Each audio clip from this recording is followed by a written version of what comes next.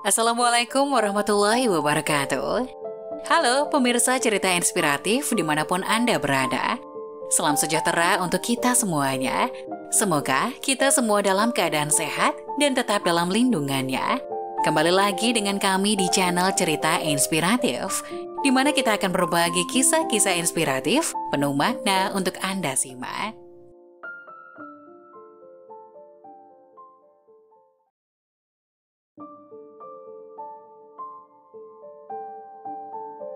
Wanita lulusan S2 ini dicibir karena nikahi sopir truk. Sang wanita beberkan gaji suaminya yang 5 kali lebih besar dari dirinya.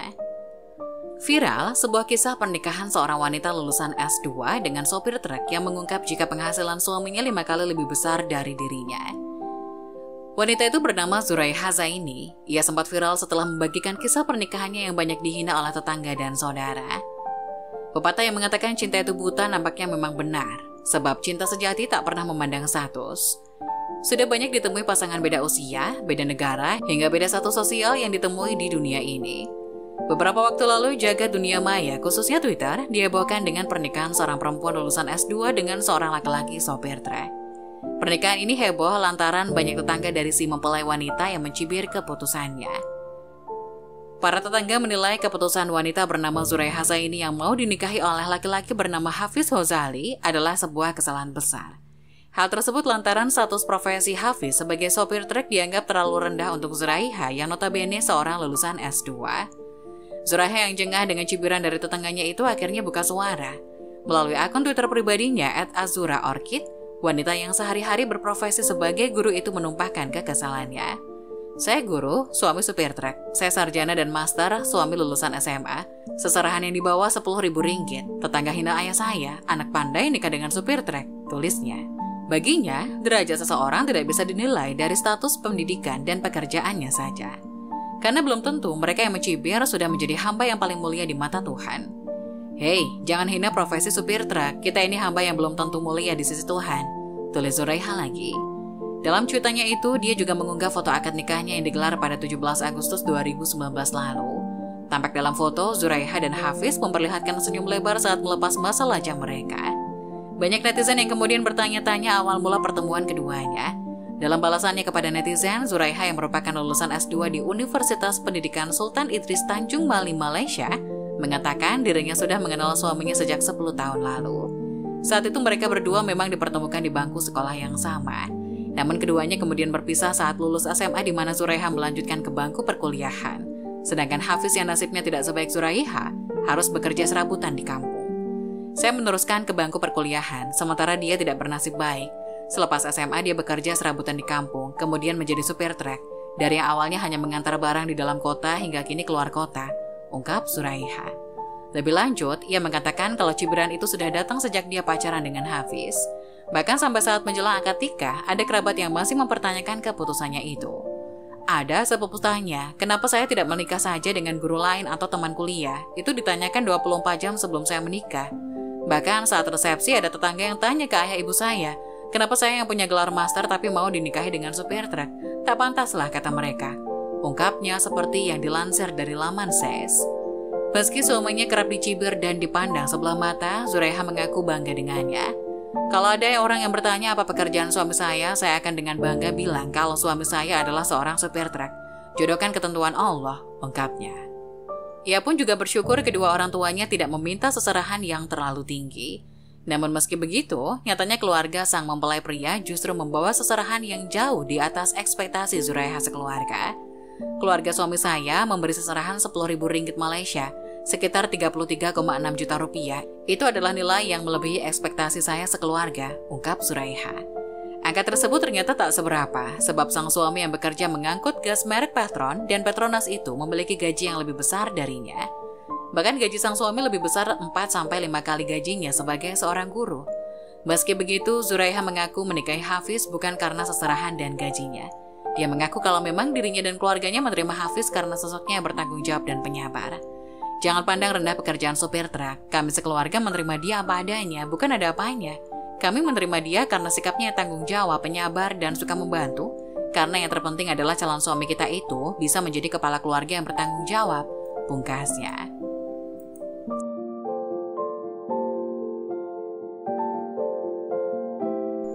10 sifat pria yang tidak boleh dinikahi dalam Islam, wanita wajib tahu.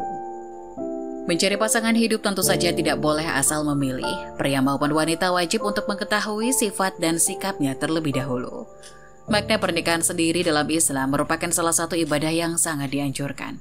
Tentunya untuk membangun rumah tangga yang berisi keluarga sakinah, mawaddah, warahmah, terutama untuk wanita. Jangan sampai menikah dengan seorang pria yang memiliki sifat yang tidak diperbolehkan dalam Islam untuk dinikahi. Lantas apa saja sifat tersebut? Seperti melansir dalam islam.com, inilah 10 sifat pria yang sebaiknya tidak dinikahi. 1. Musyrik. Allah Subhanahu wa Ta'ala berfirman, artinya, janganlah kamu nikahkan orang laki-laki musyrik dengan perempuan yang beriman sebelum mereka beriman. Sungguh hamba sahaya laki-laki yang beriman lebih baik daripada laki-laki musyrik, meskipun dia menarik hatimu. Quran Surat Al-Baqarah ayat 221. Kedua, tidak pernah sholat. Sesungguhnya pembatas antara seseorang dengan kesirikan atau kekufuran adalah meninggalkan sholat.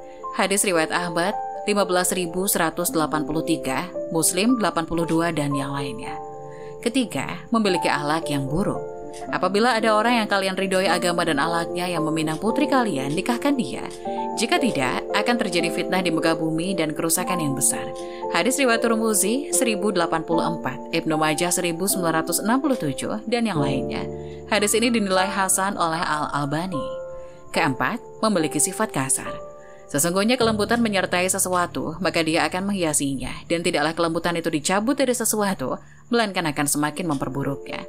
Hadis riwayat Muslim 2594, Abu Daud nomor 2478, dan yang lainnya. Kelima, tidak memiliki penghasilan. Melansir dari Umayyad, ada sebuah riwayat di mana saat Fatimah binti Qais ditalak 3 oleh suaminya, dia menjalani masa iddah di rumah ibu Ummi Maktum. Setelah selesai masa iddah, langsung ada 2 lelaki yang melamarnya. Yang pertama bernama Muawiyah dan kedua Abu Jaham. Ketika beliau meminta saran dari Nabi Shallallahu Alaihi Wasallam, beliau bersabda, untuk Abu Jaham dia tidak meletakkan tongkatnya dari pundaknya, sedangkan Muawiyah orang miskin, gak punya harta. Menikahlah dengan Usamah bin Zaid. Hadis riwayat Muslim nomor 1480 dan Sa'i nomor 3245 dan yang lainnya. Arti dari tidak meletakkan tongkatnya dari pundaknya adalah ringan tangan dan suka memukul, sedangkan Muawiyah ditolak karena tidak punya penghasilan.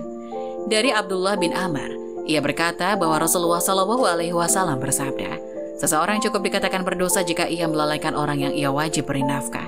Hadis riwayat Abu Daud nomor 1692, Syekh Al-Albani mengatakan bahwa hadis ini hasan.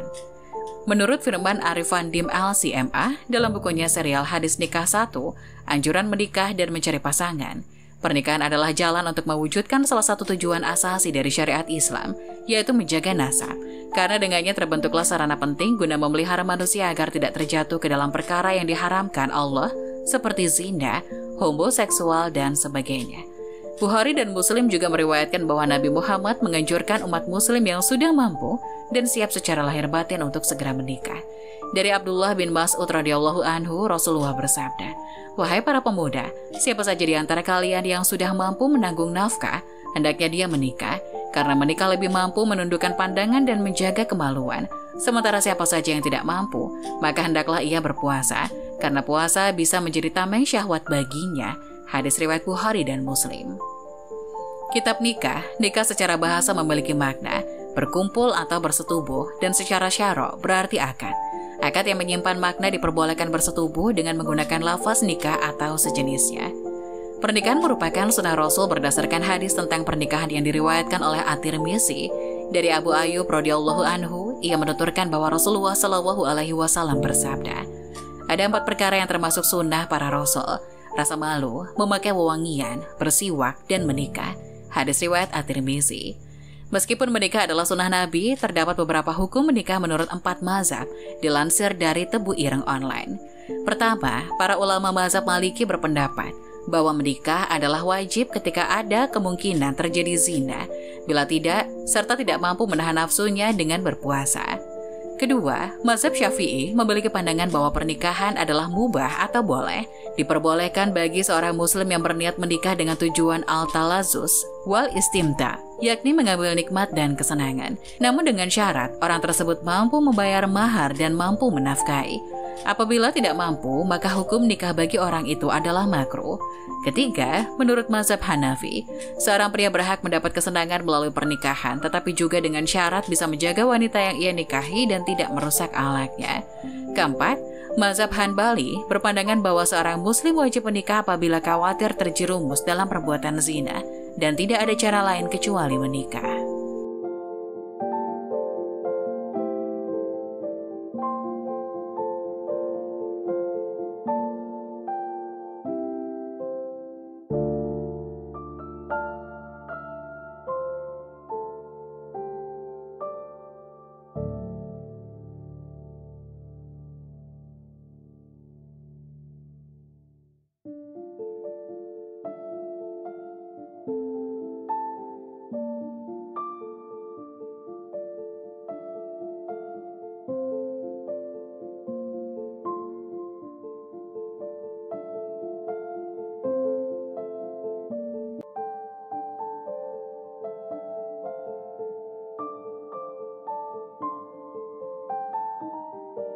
Nah, bagaimana menurut kalian? Jangan lupa tulis pendapat kalian di kolom komentar ya. Wassalamualaikum warahmatullahi wabarakatuh.